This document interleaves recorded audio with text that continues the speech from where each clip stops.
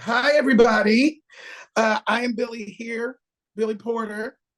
And, I'm an actor, writer, director, singer, producer, activist, and I am a voter. And today, 2022, is an election year, and there's so much at stake for us. But before we get into today's discussion, I want to let everyone know about GLAAD.org/vote. That's GLAAD, GLAAD.org/vote, a great resource to check your voter registration status, register, and make a plan to vote with pride. Okay, so I am really excited to be talking today with Rashad Robinson, president of Color of Change, a collaborative team of activists committed to making justice real for Black people. Rashad is going to help us think through the issues on the ballot in November. Rashad, how are you? First and foremost. Good to see you. Good to see you, Billy. Always good to see you. Yes, it's good to see you too. Tell us a little bit about Color of Change. Color of Change is the nation's largest online racial justice organization, driven by over 7 million Black folks and allies of every single race. We were founded in the aftermath of Hurricane Katrina, a flood that was caused by bad decision makers. The theory of change behind Color of Change is that we have to translate these moments of outrage, of anger, of pain, and even moments of hope and aspiration into the ability to take strategic action to change the rules.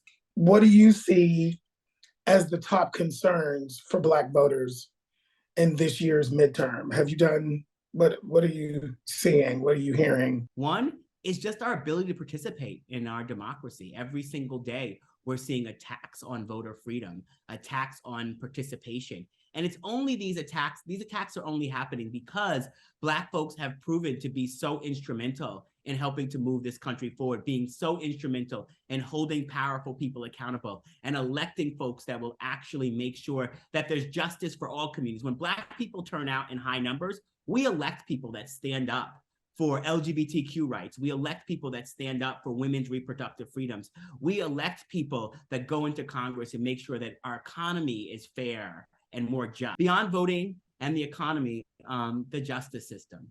And in so many ways, we have a system that is deeply unfair, where you are, as Brian Stevenson says, you are better off being guilty and rich than innocent and poor. And we're working every single day to elect reform-minded district attorneys, to hold them accountable, to do work in communities to make sure we reimagine public safety and we make investments in our communities to keep us all safe. And those are some of the things we're really standing up for. And that's some of the ways in which we are both working to push and challenge candidates to stand with us and elect candidates that will help us fight for a better tomorrow. As the reimaginers,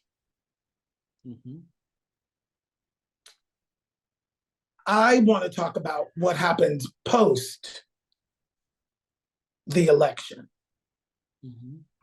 I want to talk about how we educate our electorate to understand how it works. You know, it's like we're at the precipice of losing democracy altogether.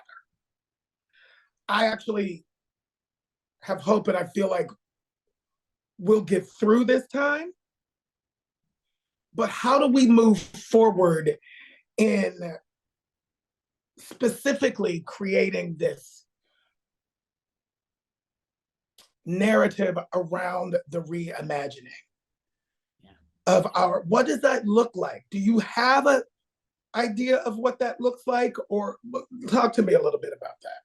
I'm engaging and pushing people to vote and turn out. And in the midst of everything that's happening right now, that can feel so insufficient, right? But part of what we have to do is put people in office that are going to believe in facts, that are going to show up to do a job, meaning they're going to represent their constituents and they're going to hold power accountable. Right now, we are seeing attacks all around this country on public education, on the ability to even teach Black history, to teach queer history, and to teach the stories of our families, in public schools. And that's a concerted effort by those that recognize that the more that we have a deep understanding of truth, the more that the public and the electorate will be willing to move us forward, vote for racially just things. When I think about 2020 and the uprisings, and the fact that before the uprisings, in the middle of that pandemic, this pandemic that we are in, many people thought the best we could do in terms of activism was clap outside of windows or uplift investigative journalism. And it was racial justice that turned people out, mobilized people to action, got more people inspired to participate. And then we have to do the work beyond, around passing the legislation and moving the rules forward. And one thing we say at Color of Change is that we can't mistake presence for power. Presence is visibility, awareness, retweets, shout outs from the stage. Presence is people knowing about the issue, and that's not a bad thing. Presence is good. But when we mistake presence for power, we can think that we've done something that we haven't done. We can think that a Black president means that we are post-racial. Correct. You know that America loves, celebrates, and monetizes Black culture, but America can love, celebrate, and monetize Black culture and hate Black people at the same time. I don't know that you have this answered yet, but like, what is it that we say once we have our representatives in office? Yes, the idea of holding accountable is an idea. Yeah. It's the right one. What does that look like in action? Yep. Today, you know, because what happens and what worked in the 60s does not work today. It's not the same world. People are talking about, oh, there's going to be a civil war if X, Y, Z. We're already in a civil war. It's that of the mind. The Civil War is chaos. What would an action look like? And if you don't have one, what would a day one action look like? What would a day one action look like? If we got power. Like? So I'm gonna walk you through a day one. If we got the right levels of power, the day one actions look like this. The day one actions look like we pass a robust Voting Rights Act to stop all of the suppression that's happening. The John Lewis Voting Rights Act would, and especially if we were able to increase some of the sort of oversight pieces on local communities, dealing with redistricting and dealing with gerrymandering that prevents our full level of power from being able to be heard in Congress, dealing with the type of regulation accountability on big tech. You talked about what's happening with our minds. And this is not an accident. It's being manufactured by some of the biggest companies in the world. The fact of the matter is that there isn't transparency with the algorithms. There isn't even liability for the things that get amplified and promoted, the ways in which white supremacists and white nationalists are able to organize on some of the biggest communication platforms the world has ever seen without any accountability. And the fact that our government hasn't done what it needs to do for accountability is one of the challenges. It would be public safety laws that actually hold police accountable. It would be making sure that we roll back these attacks on public education, and particularly on the teaching of Black history and queer history, and we open up and actually expand our ability to be able to help people have a full understanding of the story of this country and the story of its people. I think what I want to invite people into is that the reason why we have been under so much attack is because of all of the ways we are winning.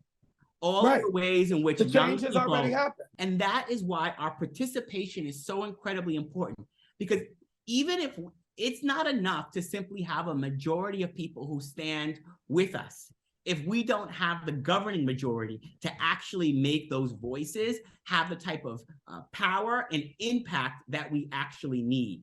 And that is why this election is so important. And that is why it can absolutely feel exhausting, that every single time, every 2 years, every 4 years, in different ways, we have to turn out and show up in the face of deep challenges and in the face of uncertainty. And sometimes we have to show up at times for candidates that we don't love. This is not charity. This is strategy. And in a strategic fight for our future, we will have to make choices about our participation and our engagement, because every single day the other side is showing up. They don't have to like the people on the other side. They just have to know that they're going to take away our rights. As I think about the type of candidates that don't even believe that, that won't even say that the 2020 election was fair, that stood by and sometimes even supported what happened on January 6th, that are right now trying to put judges on the bench in places that won't say that Brown versus Board of Education was a good decision. The decision to integrate schools was a good decision, and many of them would work to roll it back, are already rolling back voting rights. We'll roll back marriage equality. We'll roll back so many of the gains. It won't matter if we have the majority of people on our side, if we allow the people to be in charge to be a small group of minority, or even a large group of minority, that will take away our rights and send us back to another time. You know, we on the progressive side do not take victory laps, and we eat our own, and we attack without giving the other side of it.